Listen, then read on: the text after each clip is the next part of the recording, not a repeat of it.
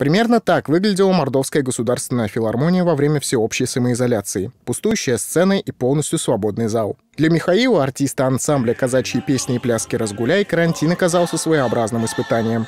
На плечи навалились скука, тоска по коллегам, сцене и зрителю. Но даже самоизоляция пошла на пользу, заверяет артист.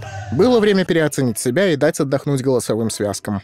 Чуть-чуть переосознать, переоценить себя как вокалиста, как работника на сцене, артиста-вокалиста, где-то почерпнуть лучшее, взять где-то от плохого, наоборот, отказаться. И голос все-таки тоже отдохнул. Мне кажется, сейчас звучим мы намного лучше. Татьяна Тюрина, художественный руководитель ансамбля, считает, что работа с ансамблем в режиме самоизоляции практически невозможна. Видеосвязь не дает возможности полностью прочувствовать голос артиста и насладиться его красотой. Работать на удаленном режиме для творческих коллективов гораздо сложнее. Поэтому для творческого коллектива необходимо дышать одним воздухом друг с другом, слышать друг друга и вместе творить. Открытие нового же сезона состоится дважды. Первое произойдет 1 октября, а второе — 8.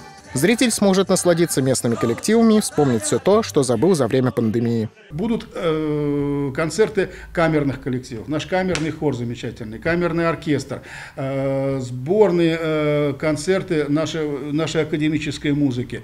То есть разнообразно. Поэтому мы хотели бы, чтобы наш зритель вспомнил все жанры, которые он раньше любил, знал.